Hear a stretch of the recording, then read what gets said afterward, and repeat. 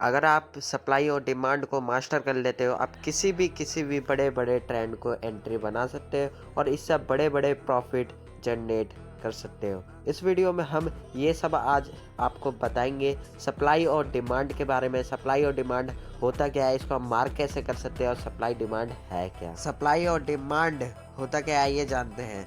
Supply का मतलब होता है अचानक से एग्रेसिव सेलिंग और एग्रेसिव बाइंग।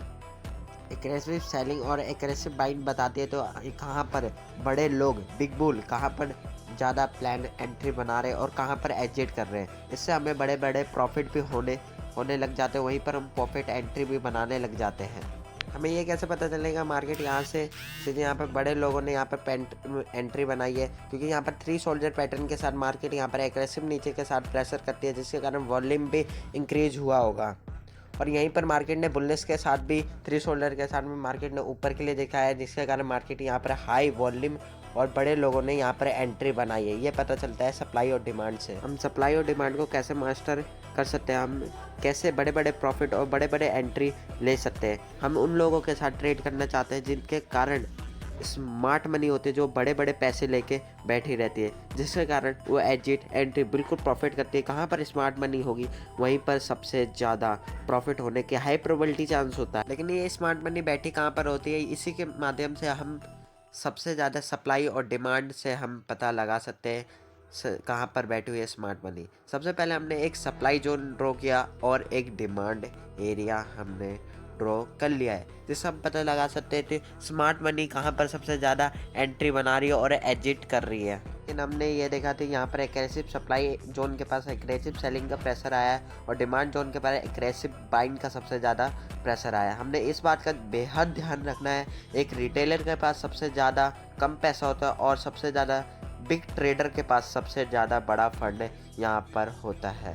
कितना एक ट्रेडर के पास, रिटेलर के पास 500 रुपये, उनके पास ही 500 करोड़ रुपए होता है। सप्लाई और डिमांड को ड्रॉ करते समय हमें पता चल जाता है कि बड़े प्लेयर कहाँ पर सबसे ज़्यादा एंट्री बना रहे हैं।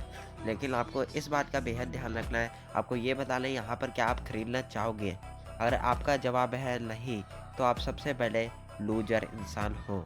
लेकिन मुझे सबसे पहले पता होगा आप यहीं पर हाँ भी बोलोगे, सबसे अच्छे ट्रेडर हो क्योंकि यहाँ पर स्मार्ट मनी, क्योंकि जो भी स्मार्ट मनी के खिलाफ चलता है वो हरदम लॉस पे लॉस ही करता है, क्योंकि स्मार्ट मनी के पास सबसे ज़्यादा फंड होता है, क्योंकि वो मार्केट को हिला भी सकती है और गिरा भी सकती है। इस बात को आपको बेहद ध्यान रखना है, स्मार्ट मनी के खिलाफ आपको बिल्कुल ही नहीं जाना है। अब आपको पता ही चल गया तो स्मार्ट मनी कितना इम्पोर्टेंट है मार्केट के अंदर। अब जानते हैं सप्लाई और डिमांड होता क्या है। अब हम बात करते हैं सप्लाई और डिमांड को हम कैसे ड्रॉ कर सकते हैं मार्केट के अंदर। आपको इस बात का बेहद ध्यान रखना है, इम्पोर्टेंट ये वाली बात है।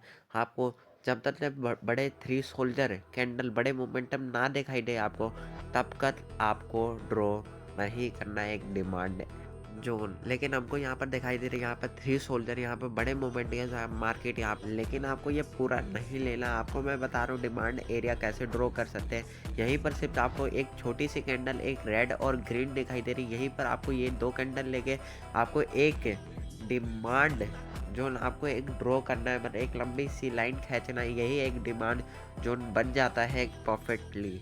और मार्केट ऊपर जाने के लिए यहाँ पर मार्केट अब रीटेस्ट करने के लिए यहाँ पर मार्केट 100% आएगी। और ये लिख के लो, नहीं ये पक्का काम करता है। यहीं पर मार्केट रीटेस्ट करी और यही यहाँ पर मार्केट ऊपर चली गई, मतलब डिमांड का मतलब होता है भाव बढ़ गया मार्केट का। यहीं पर मार्केट ने अब बड़ी सी कैंडल के साथ मार्केट ने यहीं से ऊपर चली गई, इसी को बोलते हैं हम डिमांड एरिया। अब बात करते हैं हम डिमांड के साथ सप्लाई एरिया हम कैसे अब ड्रॉ कर सकते हैं, यहाँ पे बड़े बड़े इनकम भी हम जनरेट कर सकते हैं। अब बात करते हैं हम सप्लाई एरिया क्या होता है और सप्लाई एरिया को हम कैसे एक ड्रॉ कर सकते हैं मार्केट के अंदर। अब बात करते हैं अब सप्लाई एरिया हम कैसे ड्रॉ कर सकते हैं मार्केट के अंदर। आपको उसी बात का ध्यान रखना है, मैंने बोला है कब तक मार्केट के अंदर बड़ा मोमेंटम ना दिखाई दी आपको एक सप्लाई एरिया ड्रॉ नहीं करना है। यहीं पर मार्केट ने एक बड़ा सप्लाई एरिया दे रखा है, इसको हम सप्लाई एरिया मानेंगे। एक छोटा सा ग्रीन कैंडल, एक बड़ा सा मोमेंटम मार्केट ने कैप्चर कर रखा है। यहीं पर मार्केट एक रीटेस्ट करने के लिए ऊपर गया, यहीं पर आपको एंट्री अप प्लान कर देना है, यहीं पर आपको एक सेलिंग के लिए सेल कर देना है। पक्का यहाँ से मार्केट अब नीचे के लिए जाएगी, 100% नीचे के लिए गई और यहीं पर आप बड़े से बड़े प्रॉफिट कमा सकते थे, यहाँ पर एंट्री प्लान कर सकते थे। अब वीडियो पसंद आई, वीडियो को लाइक करना, क्योंकि इसका मार्केट का सप्लाई और डिमांड का पार्ट 2 भी आएगा, इसलिए सब्सक्राइब और लाइक कर देना। वीडियो पसंद आए वीडियो को लाइक भी कर देना। सेकंड वीडियो में हम बात करेंगे एक्लूमेशन फॉर्म भी क्या होता है, एक्लूमेशन सप्लाई एरिया, एक्लूमेशन डिमांड एरिया क्या होता है। वीडियो को लाइक कर देना और वेट करना इस वीडियो पे।